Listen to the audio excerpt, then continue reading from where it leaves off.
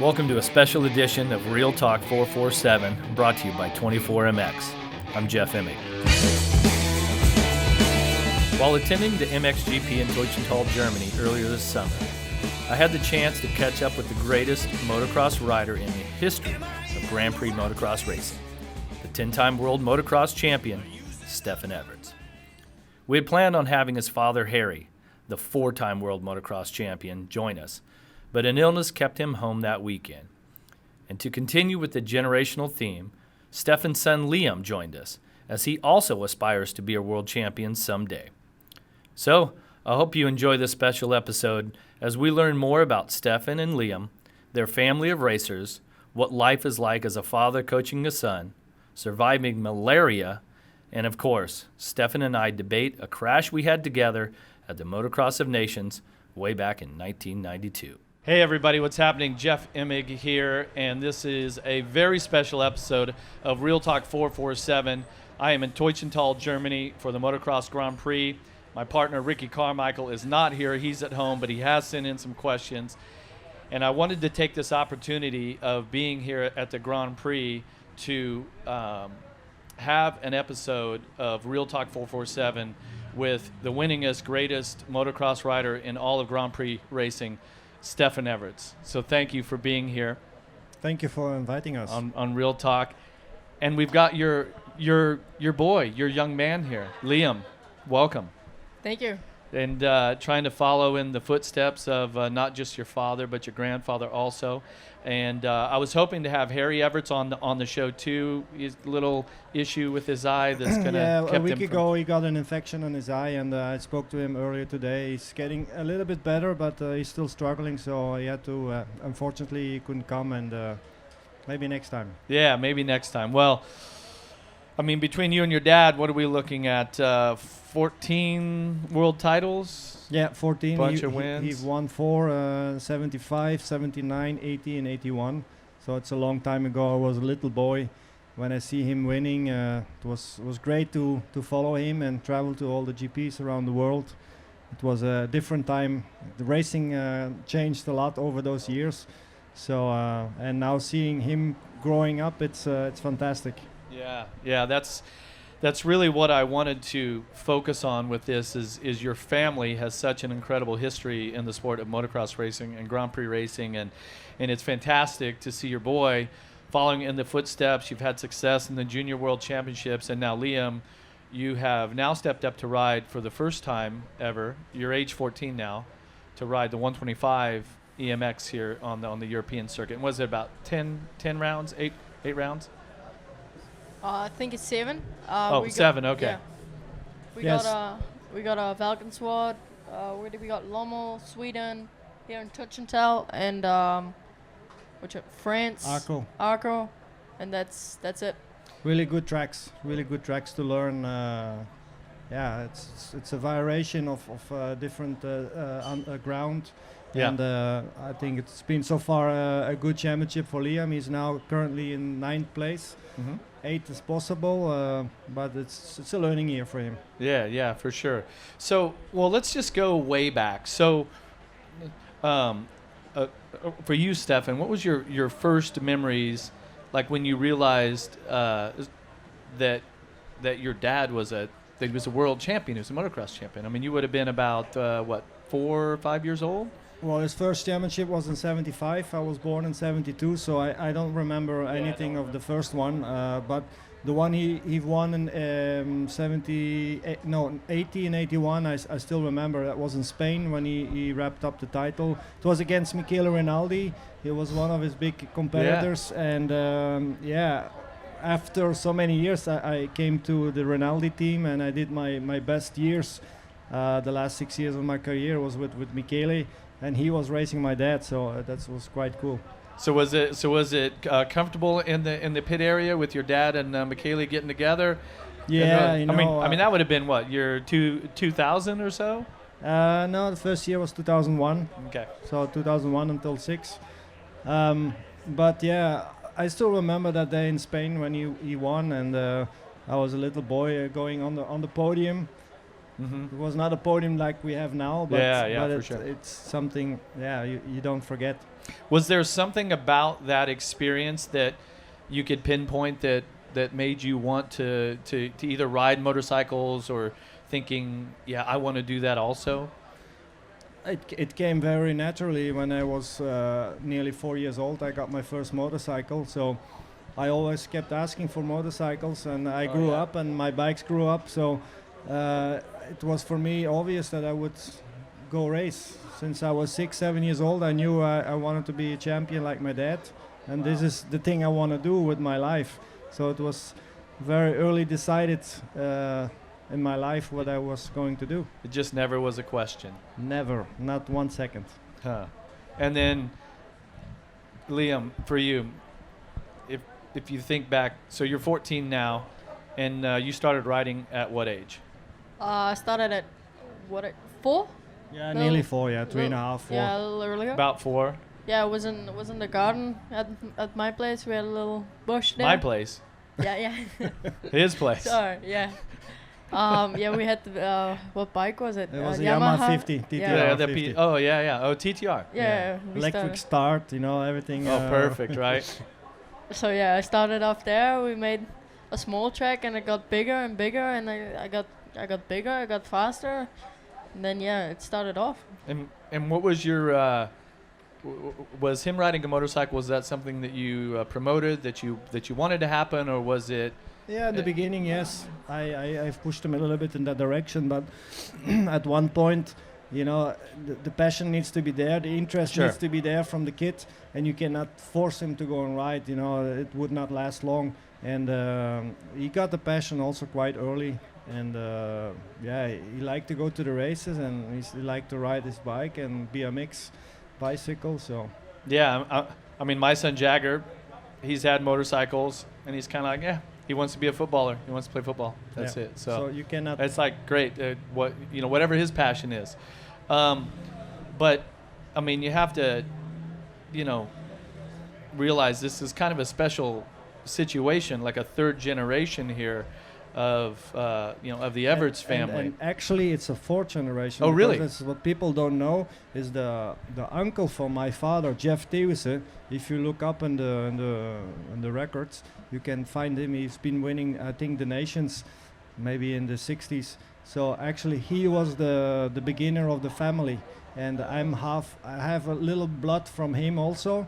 So it's basically already a fourth generation in our family. We don't have the same name than Thewissen, but it is. Yeah. Well, certainly when you look at the early days of scrambles, and then eventually when the term motocross was coined, Belgium had a very rich history in championships, and especially winning the Motocross of Nations. Yeah, it is, and this is actually what pisses me off really a lot in our Belgium, in our country Belgium, is that this is just one of the things that pisses him off. I have I know you a little bit here. I have a feeling there's a lot of things that piss him off, right, Liam? I'll give that no comment on that. No, but it's true. Like you said, our country have won so many titles, so many championships. We had 50 years. We had world champions from René Bate until Steve Ramon. And we don't get anything back from it. We get no support from the politics, no support from the people, and that really pisses me off. There's no other sport that can say it's been on the top for 50 years. But and this is what is surprising, and I gotta go to the phone here for a sec. Is that so? I was looking up some of your stats, and it's just pages and pages of it, obviously here. But one thing that I thought was really interesting, and I wanted to ask you about this, is 5 times you've been named Belgian Sportsman of the Year, 2001, 2, 3, 4, and 6, which in Belgium is only surpassed by the great Eddie Merckx of cycling. He did 6 times. Yeah, 6 times. Oh, so that that chap's his ass. No, because you're like, you should have had it in 2005 too. Eddie Merckx is the greatest from the century. You cannot go against him. So no problem with that. I'm happy with 5. But you have to remember, it's Sportsman of the Year from all sports. Yeah. So at times it was tough to win it. Like my first championship year, '91, it was was we had an Olympic swimmer, Frederik de Burggraven, and he won gold. So it was no chance for me to win. I was the youngest champion at the time, at the age of 18, but I didn't win it because to go against Olympics, it's impossible. Yeah, but that had to be quite the honor, especially because when I was looking at your wins and your stats and championships, it seemed like that. I mean, we raced together for the first time probably in Bercy in maybe 1990, right? Yeah, yeah. But it was really the last half of your career was really filled with a lot of dominance in a lot of ways, and we'll get to some of the stats. But what did you figure out halfway through your career there that all of a sudden it's just automatic? Well, the year I've lost against Tortelli in '98, it was a big battle until the last race in Greece. So I got finally second. It was a very big hit for me. So '99, I tried to come back stronger, but in the first race in Beaucaire, I damaged my knee, so my season was over. And 2000, I moved to the 500 class with the Husky, and I tried to come back strong, but again, same thing. I broke my arm at the same race 1 year later, and that moment kind of changed my direction because I had some bad people around me who had a bad influence, and I met my wife in '98. So the beginning of the misery, I met her, and she helped me through, and she kind of changes. And I moved to Monaco, and I went back to my dad. I was going back to my old trainer. So I put the people around me, which I had in the past, and rebuilt a bit my structure what I had in the past to win championships. And then I needed a good team, and I still had a lucky chance with Team Rinaldi, Yamaha, and that was it. And I took off, and I didn't land it anymore. So. And so you rode for Rinaldi till that final race? Till the last race in Ernée, yes. Ernée? Ernée, yes. I thought it was Motocross of Nations in England. Yeah, the GP, I'm talking about the GP. Yeah. Oh, okay, GP, yeah. But your last official race was the Matterley. Matterley Basin. Matterley Basin, yes. That was your final race. I did one small race still in Taupo in New Zealand, But that day, I still remember it like it was yesterday. It was, so you were advanced in your career, age, all of these sort of things. You were just a baby maybe then, right? You would have been like 2.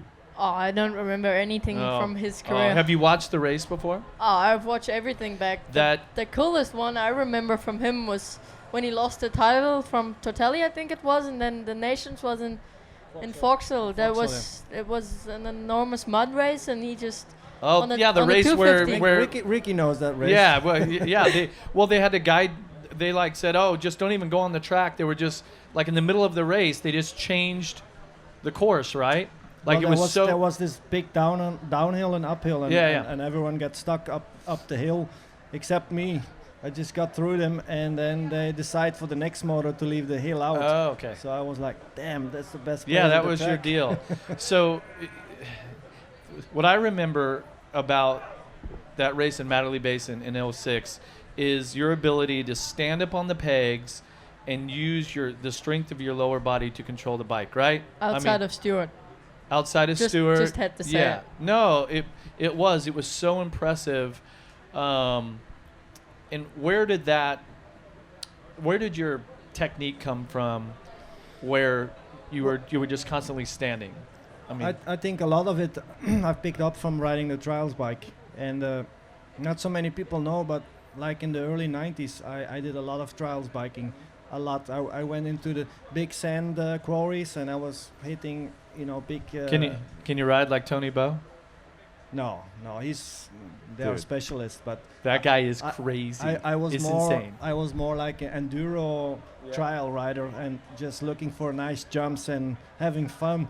But a trials bike, you always automatically are standing. Yeah, there's not much of a seat on that. It teaches me that extra balance on the bike, and I start to put that over to my race bike during my career, and I improved that during the years. And I think Matterley, the track was perfect with all the ruts. It's like today here at Tuchenthal, I love this condition because it's footpack riding, and that was something that was my specialty. Yeah. And so what's that like through these years, having so many races that you could see, watching your father trying to copy his technique? Is that something, or do you like, where are you at with that? Or are you like, oh, I want to be like somebody else? Oh no, I got at home I ride the trial bike pretty often in the winter, and when it gets autumn and stuff. So I really enjoy that too. I think the shock is pretty done on it, but I still hit the jumps with it. I have fun with it, and automatically I can stand up for a long time. I just teach myself to ride in his forest, to ride the trial bike and enjoy myself. Yeah. Huh. I want to take a short break and introduce you to 24MX, the leading online provider of products for motocross and enduro, serving more than 20 countries in Europe and Canada with motocross gear, MX parts, MX accessories, and streetwear. They have a huge assortment, mighty good prices, and a 60-day return policy. 24MX is the world leader in e-commerce with a customer base of now over 1 million people. So check them out online at 24mx.com and see for yourself. In 2006, which was your last season, you won 14 out of 15 races. And that's what I think, that's one of the really impressive things about your stats, is that it's almost like you were a fine wine, you got better with age. And that doesn't happen for everyone.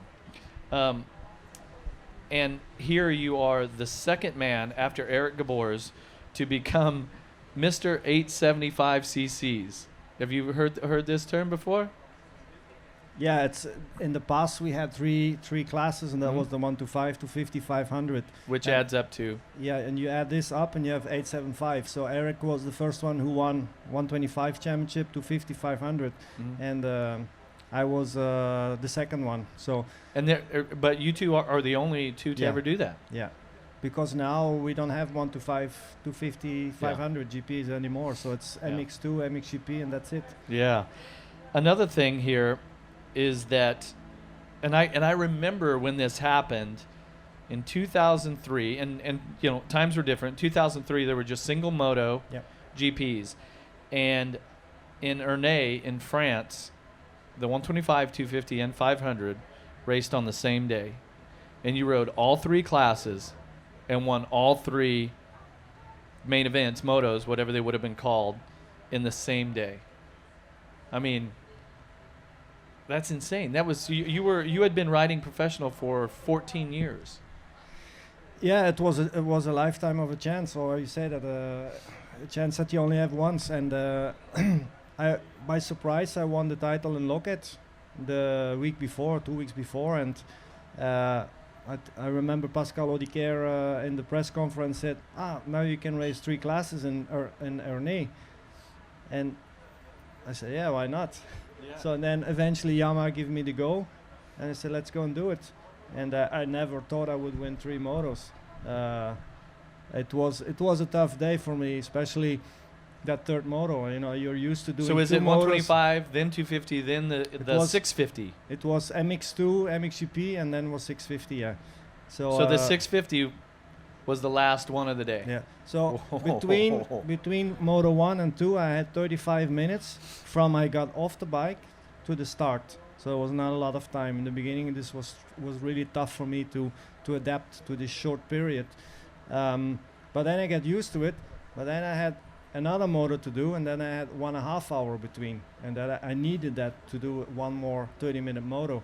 And at the end, I won it. It was a big fight with Vico, the Spanish rider. Oh yeah. He battled really hard, but I made it to the finish, and I was so exhausted afterwards. And then they called me to do a doping test. So I said, how is that going to be possible? You know, I did 3 motos and I'm dry. Yeah, exactly. There's no more hydration left in me.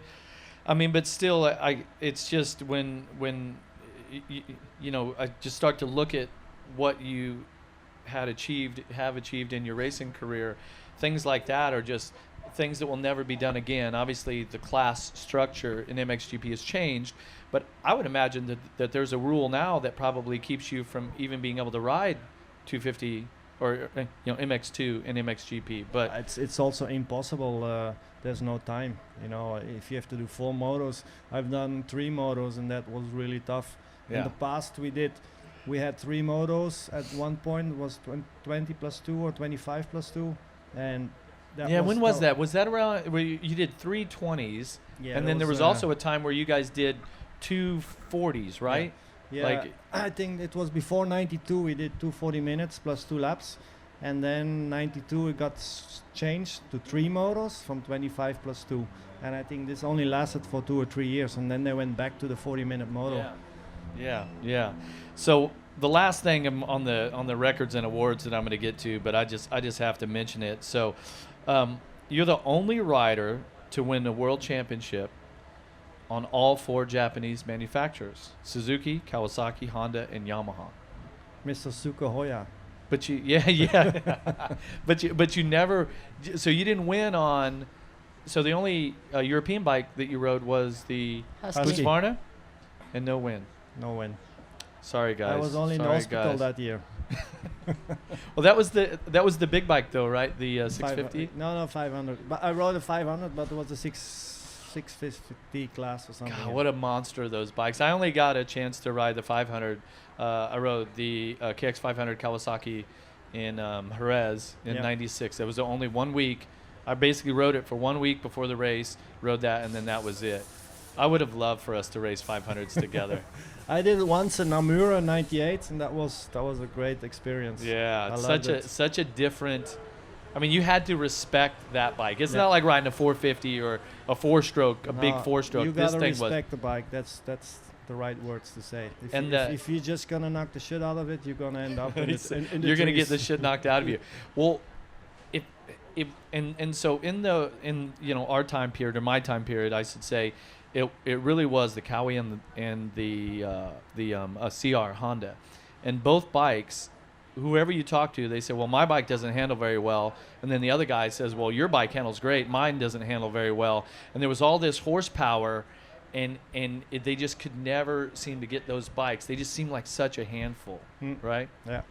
Yeah. So it's a pity my dad isn't here. He could have told you something about that more. He did 1983. He raced the 500 class, and he had a chance to win it, but he struggled a lot with his suspension.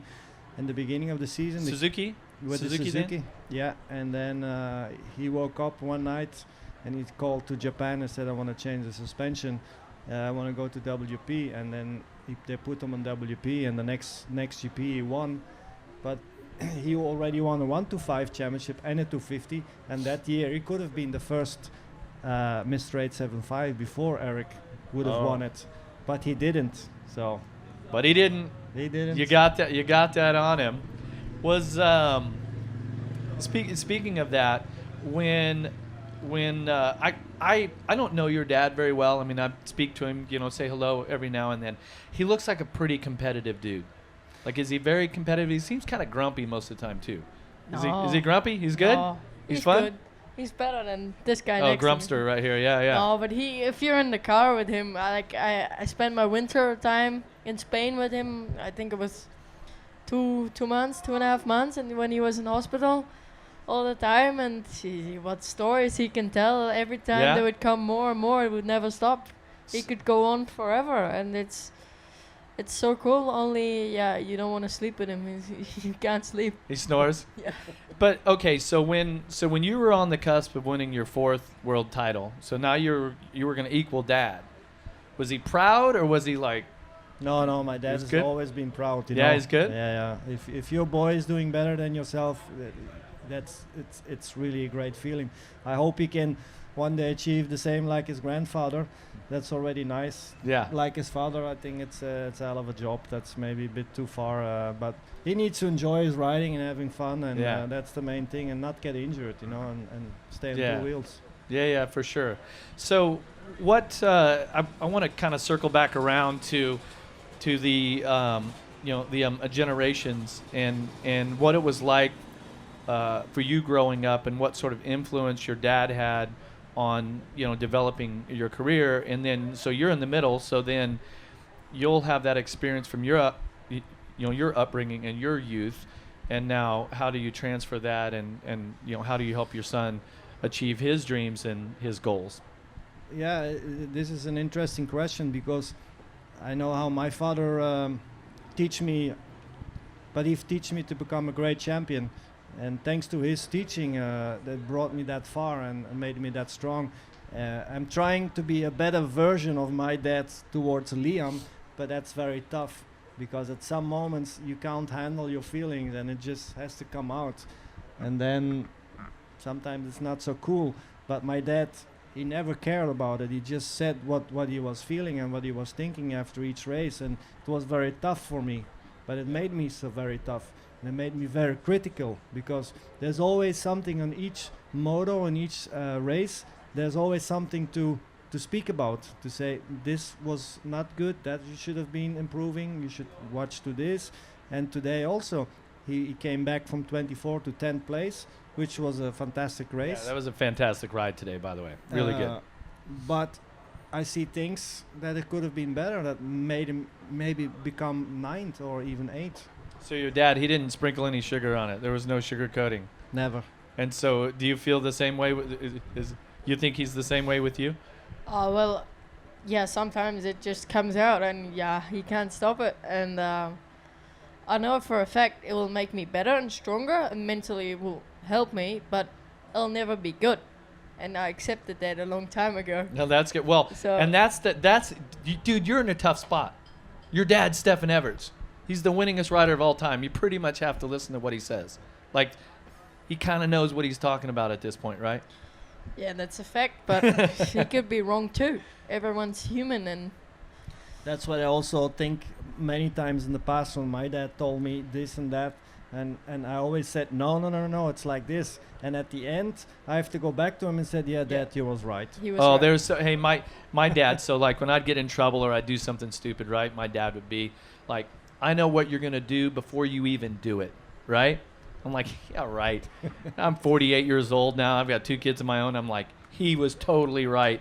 He read me like a book, right? Yeah. So, but yeah, I mean, that's, But in a way, he needs to have his critical strength, side. and he needs to also sometimes fight against it and Sure. say, no, I think it's this way. I like this, and then we have a conversation, a strong conversation. And I was like this in the past to my dad, and we have big fights.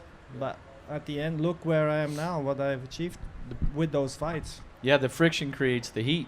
Exactly. Right? So, well, it's been an interesting journey there with these generations, and now we've got Liam out there, 14 years old, riding the EMX 125, and you're the young dude out there. You're on the beginning stage of that.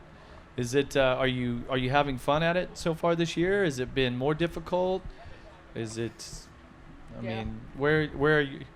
Well, of course, if you get one big guy next to you, you won't bump him over like you used to do in 85s. But I mean, yeah, it's a learning process this year, and I'm trying to get through it as well I can. And sometimes it goes, and sometimes it doesn't go. I mean, I had 2 bad races this year in EMX, and for the rest, I've been pretty consistent, and I've been building.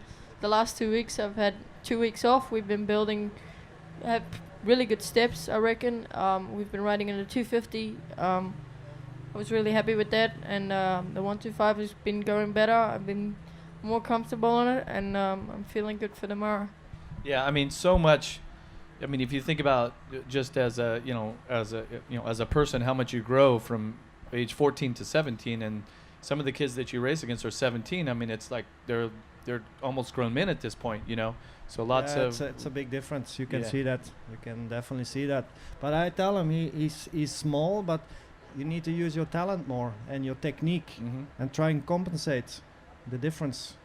Of course, the strength at some points he don't have like the others, but try to minimize the gap Yeah. as small as possible with the technique he has.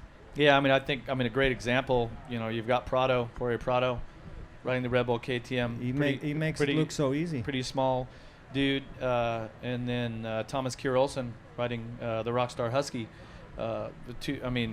Thomas has got to be 12 inches taller than him, maybe, but they were very equally matched. But Prado's been using that to his advantage for sure.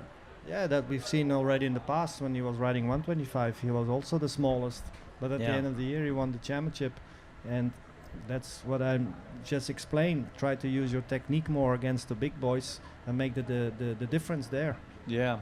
So okay, I want to get just to a little bit more family stuff here. So your wife Kelly, you guys met in 98. 98, and so she's been around for a lot of this. Yeah, she's been around on my side all my career. How is she different with your son than she was with you? I mean, well, obviously there's a different dynamic, obviously, but is she more patient with him? Is she harder on him? Is she softer on him? Well, like she doesn't like when I'm hard to him. But oh yeah, Mama Bear comes out, starts protect mode. It's very tough for her to watch the races, and she's very stressful. It's normal as a mom. And at the end of the race or at the evening, she's done. You know, she's sleeping. She sleeps always when we drive home. She's sleeping. Oh yeah. Yeah, I mean, when we have some frictions, then sometimes we get also frictions because Oh yeah. So it's not always simple. Well, I stood next to your mom today during your first moto, and it was at the end of that race. Who was just in front of you? Brasseros? Right at the end there. 24. And you were closing the gap, and she was like, "Come on, let's go!" And it was like 2 laps to go. You've been done. out there. Yeah. I was done. He was done. We were both done. But your mom was not done. She was looking for one more pass. I said, "You want one more pass, don't you?" And she's just like, "Go!" Like she was so into it. It was cool. I was just thinking, just don't slow down, but don't up the pace. Just keep doing what you're doing. You're closing, closing fast, but you're closing. Yeah. But you'll come too late anyway. But if you make a charge, you maybe crash. Yeah. And it was the last lap. I saw just keep the pace and just finish. If you make a mistake, you just go. What you're saying is mom is very motivated also. Mom was, yeah, because I was kind of like, and she was cool, right? But then at the end, I was standing right there next to her, and I was kind of like, I wanted to watch for this podcast. I kind of wanted to get the vibe. Your little sister's off over here in her chair, like playing, or not paying attention at all, but mom was into it, so. Yeah, that's great. Actually, when I've raced, she never been really nervous. It was only been one race that she was nervous, and that was in Japan. In 2005, we had a big battle with Ben Townley and Michael Pichon and Coppens. So it was a big battle there, and then she said, "I'm done." I was so nervous. I said, "How was that?" It was the only one time that I know that she was. But with Liam, it's of course a different vibe. Yeah, definitely. Mama Bear was in full effect. Earlier in the show, I mentioned 24MX. They ship to more than 20 European countries and Canada. The cool thing is that they carry all the great brands that I use, like Shift MX, Fox Racing, and ODI grips. They even have a language and currency translator to make it even easier to shop. And don't forget to click on the Super Deals and Outlet tabs for unbelievable savings. Check out 24MX, probably the world's best MX store. The last year of your life, you had some challenges health-wise. I wanted to see if you could walk us through that. The past 5 years has not been the best 5 years of my life, especially now with the malaria disease I got in November. It was very tough, December, January, February until this day. The damage that the malaria did to my foot is very big. My right foot, I lost all my toes, and it's still healing. The wounds are still healing from that, and it's very hard for me to walk on my foot. So I have to be very cautious where I put my foot. I hope it will change and it will get better, but it will take a lot of time. Yeah, but that's a game changer. They're gone. The toes are gone. They're gone. Right? They will never come back, and I have to live with them. I have to live with it like it is now, and it will go. It will go, but I hope that the pain will reduce in the future. And so, how did you contract the malaria? Where were you at? I was in Congo for some kind of charity race, 4-hour enduro race, just for fun, and I had a lot of fun riding.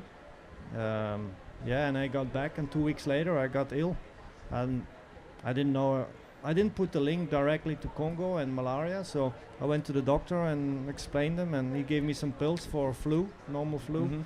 But then 3 days later, I was still in bed and was getting worse and worse. And then he said, we have to go to the hospital. I didn't know how I got to the hospital anymore, so I was... Really? Yeah. I walked into the hospital, but I don't remember anything of it. Wow. And then 24 hours later, they put me in a coma for 12 days. So what happened was the malaria, the parasites in the malaria start to attack my organs, my liver and my kidneys, and they was nearly stopped, and that put me to life and death situation. Wow. For quite some days. And so did you have to, did they have to remove any organs or anything? No, I have all the organs, so eventually my body fought hard against it and survived it. And that was also one of the reasons why I had to go into the coma, to kind of put all the blood into my heart and my organs, and that's why I've lost the toes, because there was not enough blood circulation in my feet, even in my hands, because also the skin came off my hands, and my hands are still very tight and sore. So yeah. Wow. That had to be something for you, huh? To know your dad was in this state. Yeah, I had a pretty tough time. The season was just, it was done at like a month or something. I got into exams from school. I got into winter training. Everything just started to come again. And every time I would finish school, I would go with Mom to the hospital. It was 25-minute drive and come back. And then it would be evening. I would go training, and then I would sleep and then go to school, and then the day is done. I mean, it was short days, but then at the end, it only made me stronger. I mean, mentally it was tough for me, but I got through it. So yeah. Well, you've always been a tough man, so I'm sure that had a little bit to do with it, being able to get through this, up to this point. And right now, you still have an antibiotic. No, they stopped antibiotics, but the pump that I have here is called a vac pump, and it sucks the liquid from my wound. So my big toe has been removed, and it's still open, the wound. Wow. So, and they put a pump on it to suck away the liquids, so that the healing process will go faster. Wow. I can't imagine what that would be like, but when was there a point that you felt or had any thoughts like, I might not make it through this?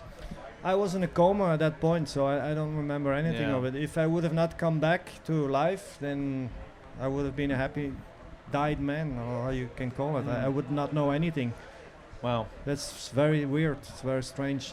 But then I came through it, and the doctor he started to explain me what all have happened, because I didn't know. I woke up, and then he said, you're the first survivor with malaria who have such a high percentage in your blood, and no one else have ever survived it. You're the first one without a spleen, because I lost my spleen during racing, and a spleen is like a filter. Yeah. And I was like, whoa, what's that? So I got pretty emotional after those words. When I see back all my family and my friends, it was a difficult time. But again, I got through it again, and we keep on fighting, and we have to deal with it now, and how it is. My life has changed big time, and we move on forward, and we focus on Liam, his career, and the family life, and that's it. Wow. I can't even imagine what that would be like. I have no other choice. Yeah. If you get it, you have no choice. You have to go through it, and you have to be positive and strong, and more we cannot do.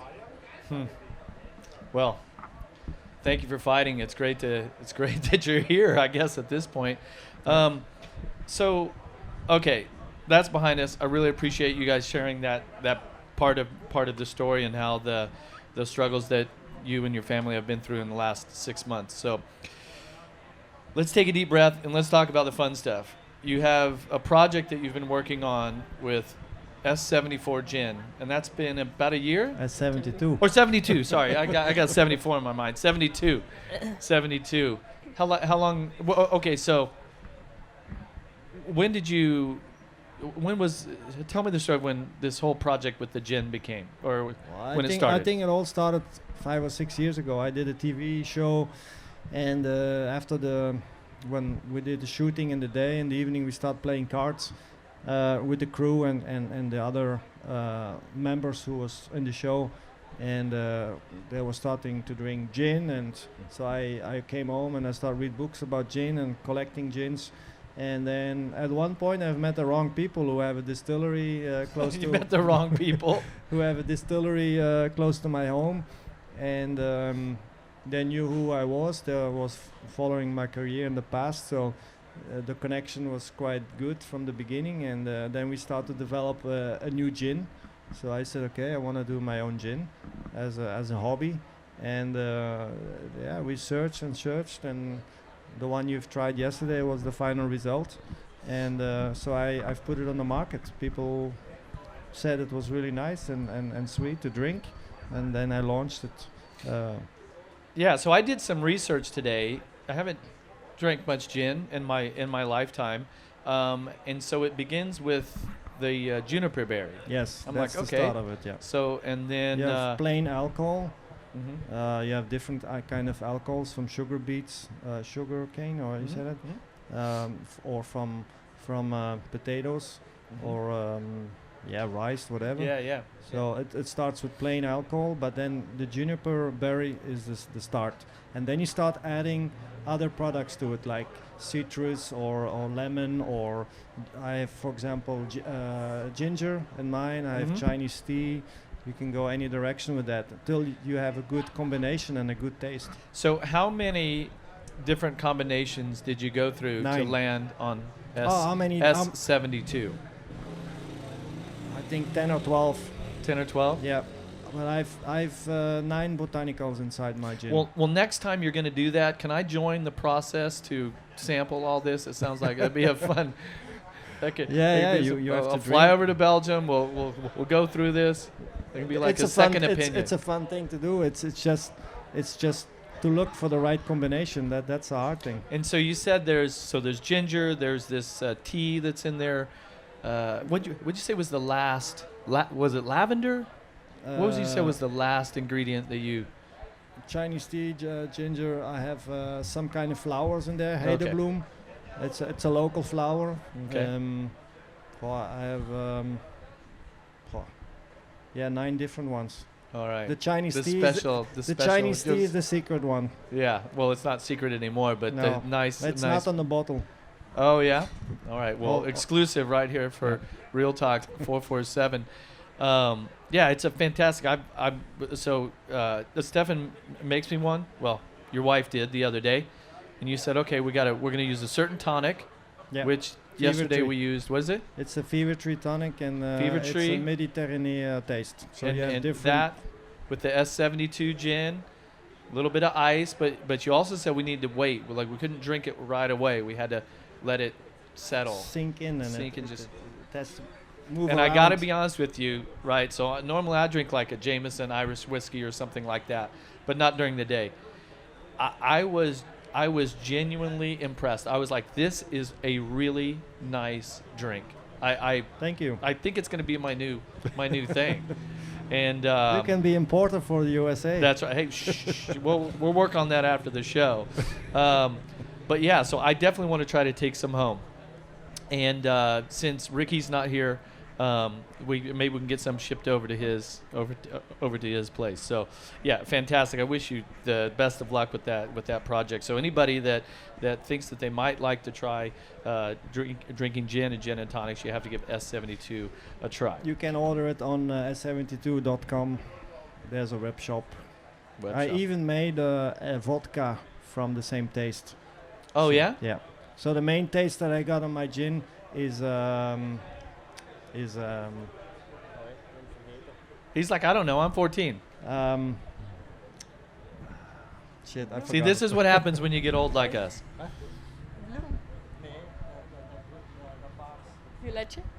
Violet taste. Violet, that's what you said. I was thinking lavender, but I'm like, oh. No, it's the violet taste, and I made also a vodka with the violet taste. Uh-oh. I'm sensing a new project here. It's just a hobby, so it's not All right.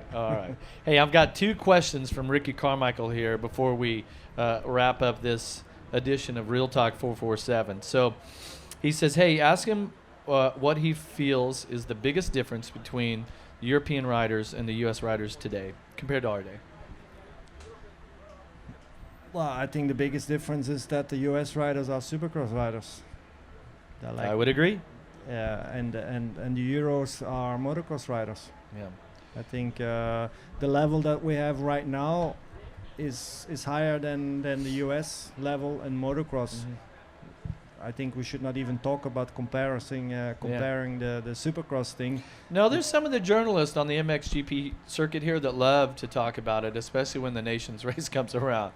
So, yeah, the Nations, that's always been one race, and in the past it was when I was on the team, I did 14 the Nations, 14 times. I did 14 podiums, only 5 wins. We could have won a couple of more. There were a couple of those wins I wasn't real.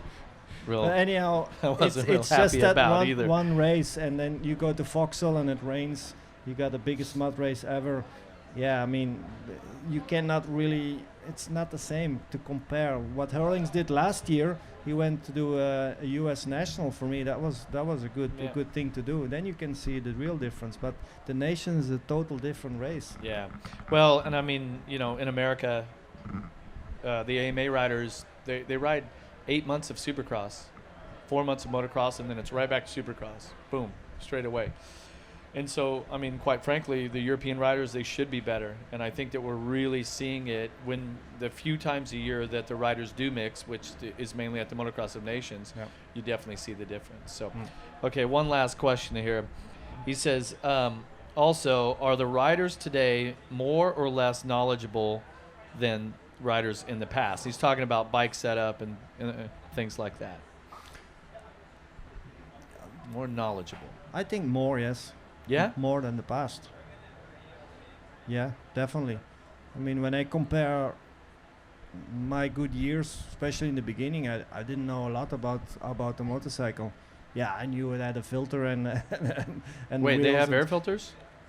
And, but no, I think now I think they put more effort in testing. Yeah.